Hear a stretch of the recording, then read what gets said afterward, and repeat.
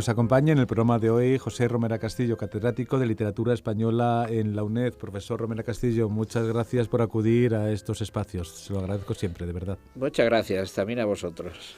Haré un currículum breve, resumido, de su trayectoria. El profesor Romera Castillo es el presidente de la Asociación Internacional de Teatro del siglo XXI, hispanista reconocido internacionalmente, destacado especialista en semiótica y director de Selitenat, que es el Centro de Semiótica Literaria, Teatral y de Nuevas Tecnologías que surgió en la UNED hace ya 25 años, ¿no? Sí. José Romera Castillo es académico de número de la Academia de las Artes Escénicas de España, académico correspondiente de las Academias Norteamericana y Filipina de la Lengua Española y pertenece también a las Academias de Buenas Letras de Barcelona, Granada y Córdoba, y es académico de la Academia de Artes Escénicas de España.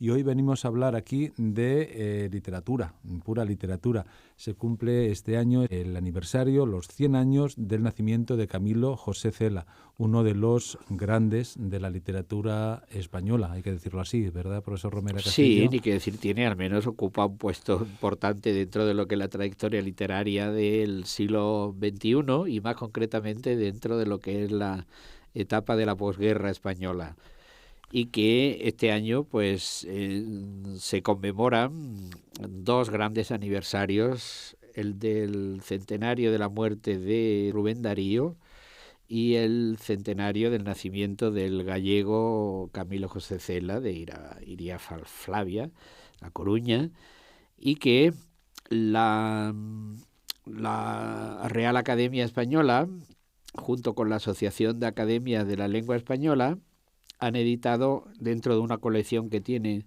de conmemorar, ¿verdad?, algún tipo de acontecimiento en relación con los grandes escritores de la lengua en español, pues han editado dos volúmenes muy significativos. El primero por Rubén Darío, que es una colección, una sesión, una antología de sus poemas más importantes, y de Camilo José Cela, pues se ha elegido La Colmena, que yo creo que es una de las grandes obras de la múltiple proliferación de obras que tuvo este novelista, de las cuales, pues si te parece, podemos ir hablando. Sí, bueno, hay que recordar que Camilo José Cela fue Premio Nobel de Literatura en el año 1989, creo recordar, profesor Romera, y bueno, siempre se concede el Nobel a una trayectoria, no por una obra concreta, pero sin duda La Colmena desde luego es una de las obras fundamentales en la literatura de la posguerra española. La verdad que el ambiente era un tanto,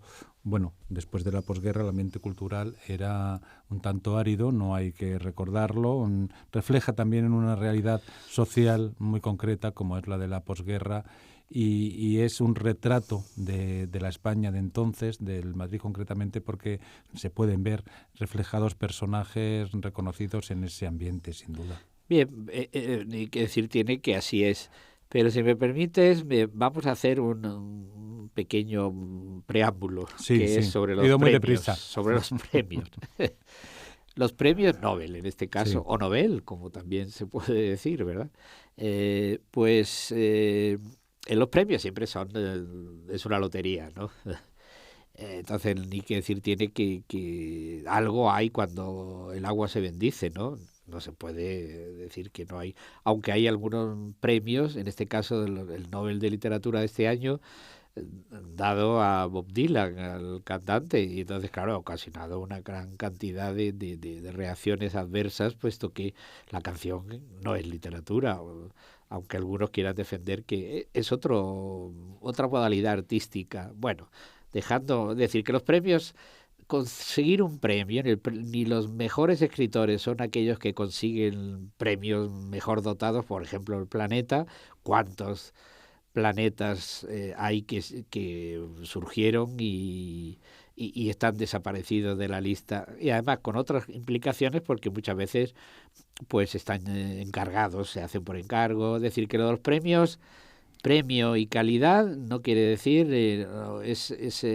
dualidad, no hay una armonización muy justa, porque hay escritores que nunca recibieron ningún premio y son grandísimos escritores, como el Llano en Llamas, de verdad, el mexicano que sin haber escrito nada más que una obra fundamentalmente, pues hacen, ¿verdad?, que sean, importantísimos escritores. Eso es lo primero. Lo segundo, los premios Nobel están también muy politizados en un sentido, porque tienen que ser de diversos continentes, de diversas lenguas, de si son marginados o no marginados, el papel de la mujer, es decir, que intervienen muchos factores, ¿no? Y si analizamos la trayectoria de los premios Nobel en español, pues hay que decir que hay más premios Nobel de América que de España, ¿no? De España hay 5, por esto que son. Y además, qué curioso, los 2 primeros de teatro, Echegaray y Jacinto Benavente. Y además, con una historia es un poco... el teatro de Echegaray es importante, pero es que él era ministro de Hacienda entonces. Y por no dárselo a un catalán, se lo dieron a uno en español. Es decir, bueno, no voy a entrar en intrahistorias, pero que... No, pero es bueno contarlo esto, tener esos datos. Y... entonces el teatro de Echegaray era bueno para su época, pero hoy en día es un teatro que tampoco dice mucho. El teatro de Jacinto Benavente, pues es un teatro que tuvo un éxito enorme dentro de lo que era la burguesía española de entonces, que fundamentalmente es la que va al teatro, porque es la que dispone de medios para ir.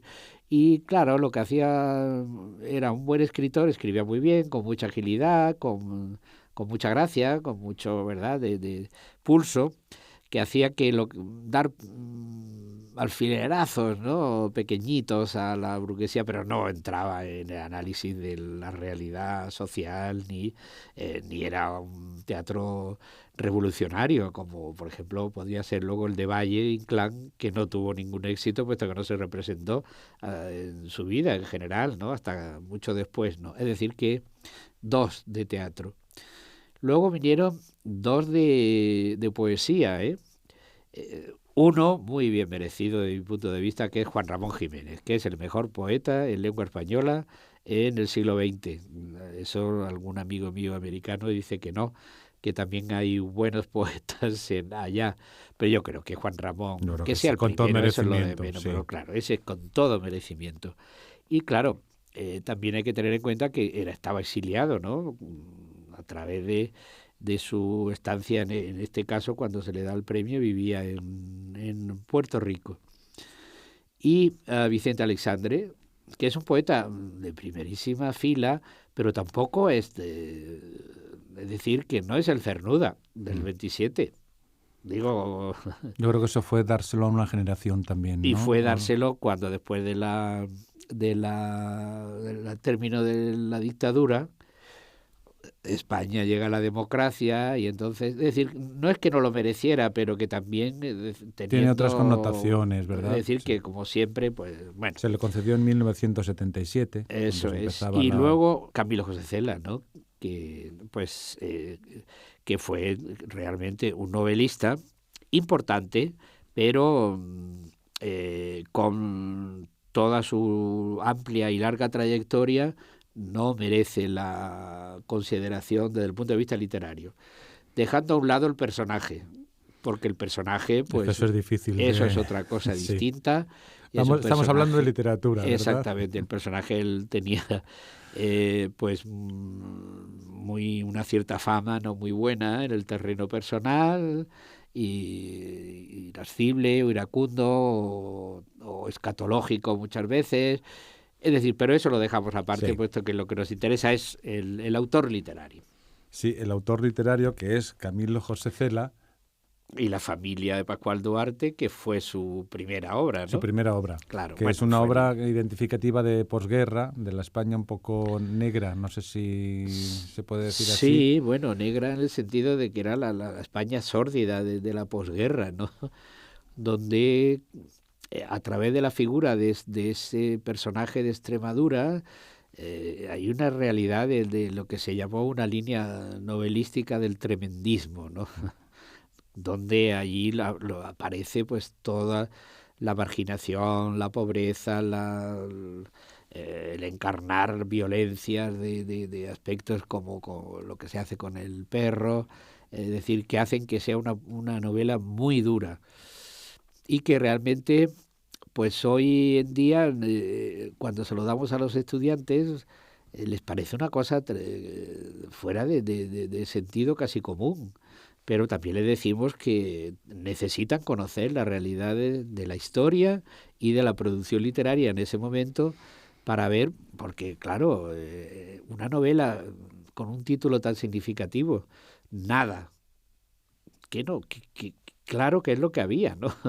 O Tiempo de silencio, pues hacen que están reflejando los autores la realidad social del momento, del ¿verdad? momento y de la realidad política y de censura y de tal. Y por cierto, hablando de censura, Sí, has nombrado, yo creo, una palabra que tendría que salir en algún momento, la verdad, pero Camilo José Cela, premio Nobel, como hemos dicho, hemos repetido, escritor, sin duda, pero también fue censor en una etapa bastante en esa etapa de larga. posguerra inicial, pues él, y además hay unas cartas por ahí muy comprometedoras, donde él manifiesta su deseo de delatar a quienes aunque luego se arrepentiría y bueno, y esa etapa, es decir, que fue el alguacil algualizado, eh, el censor, porque precisamente sus obras estas fueron censuradas, Sí, que es curiosamente. una cosa. La Colmena, por ejemplo, tuvo que ser publicada no en España, sino en Argentina. Pero es que también en Argentina la censuraron, sobre todo por lo que pudiese ser escenas eróticas de fuerte contenido erótico, ¿no? Y eso es lo que en esta edición que De se la ha Real hecho de la Academia. Real Academia y la Asociación de Academias de la Lengua Española, lo que al final se hace es una recopilación de todos los textos que fueron eliminados, suprimidos, censurados por la censura.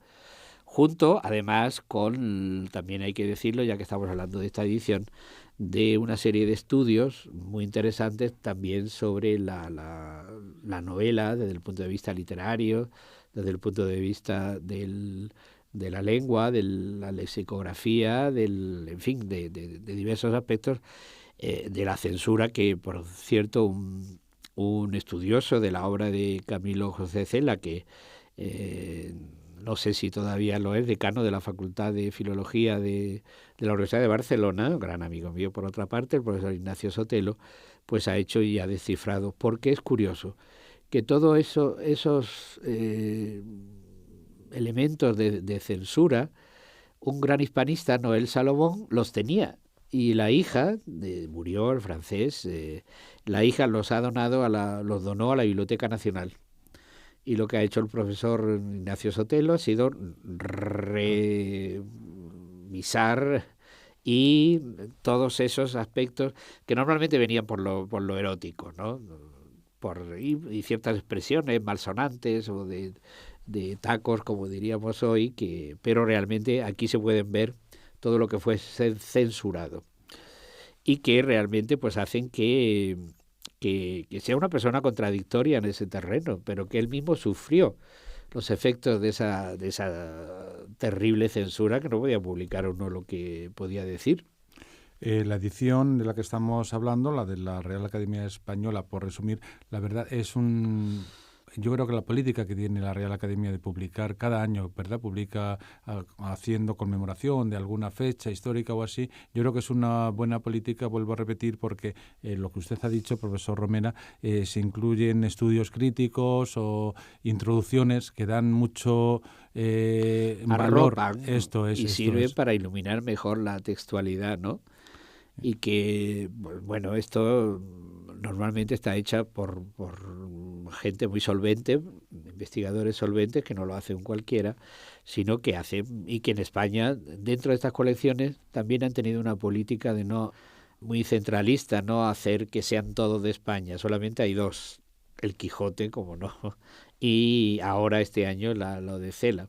Porque también hay que decirlo, el director de la Real Academia es especialista el profesor Darío Villanueva, especialista en la obra de Cela, y fue también, tuvo mucha conexión con la fundación de Camilo José Cela allí en Galicia. Pero que realmente, pues, en este centenario, pues bienvenido sea, ¿no?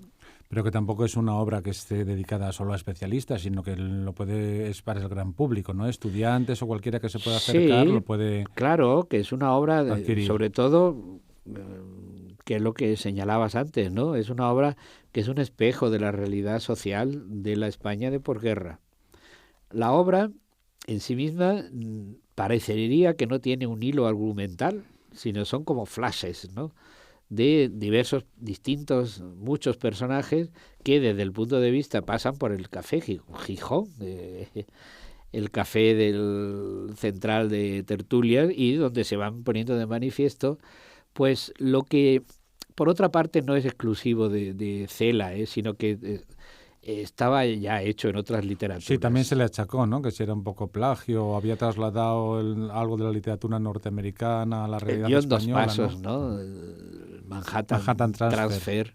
Pero es que la realidad no tiene nada que ver, claro, ¿no? Decir que son modalidades distintas de París o de Londres o de Nueva York. Es decir, que siempre hay una conexión de las modalidades literarias que hay entre los distintos países, ¿no? Y el momento histórico, está claro. Y claro, el behaviorismo o el conductismo o la modalidad de reflejar lo que está sucediendo en una ciudad es lo que aquí se plasma.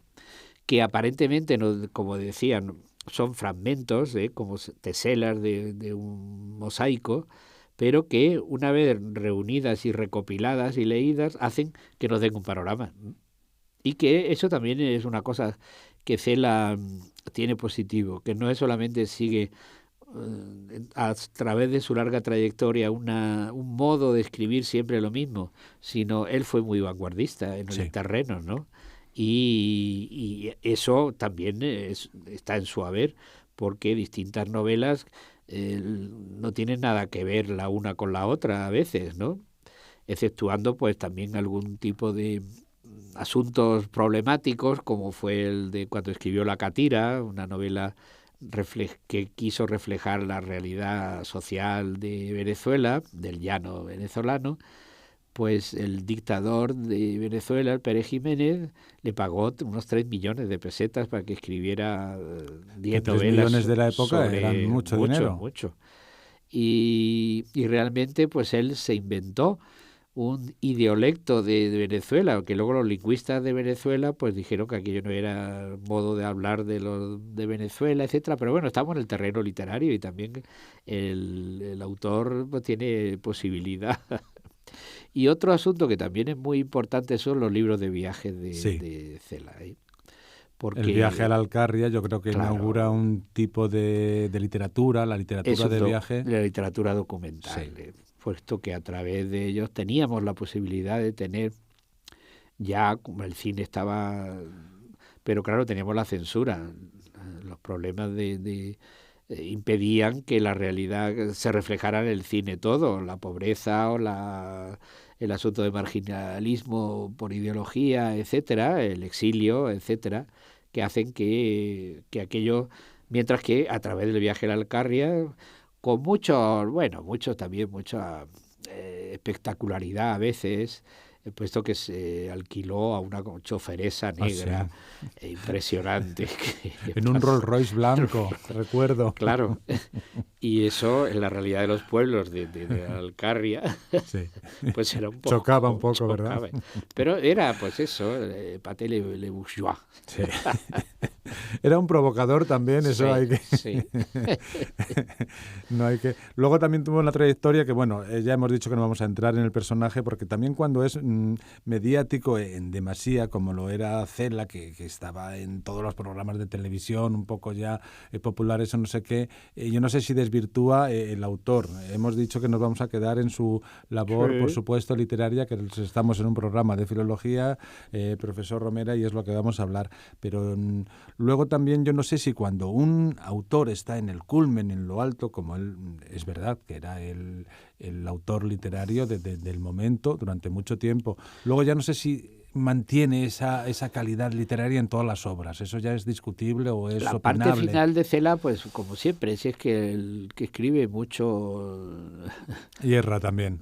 Decíamos antes, referíamos a Juan Rulfo, el mexicano que no recibió ningún premio tal y que escribió tan poquísimas obras.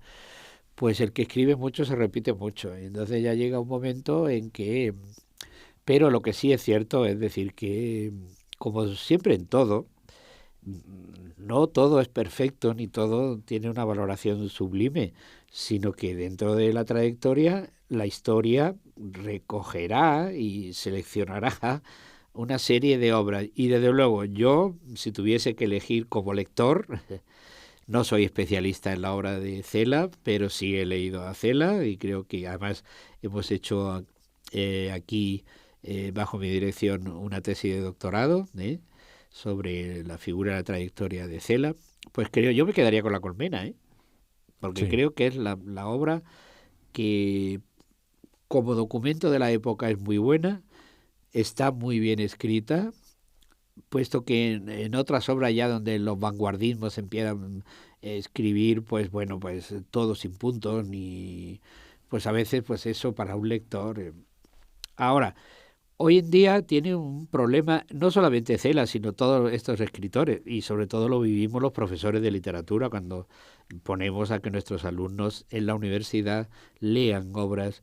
Pues claro, esta época sobre todo del postfranquismo es una época que ellos no conocieron, no tienen las referencias históricas y les parece que lo primero que dicen, pero ¿cómo era posible que pudiera ocurrir esto?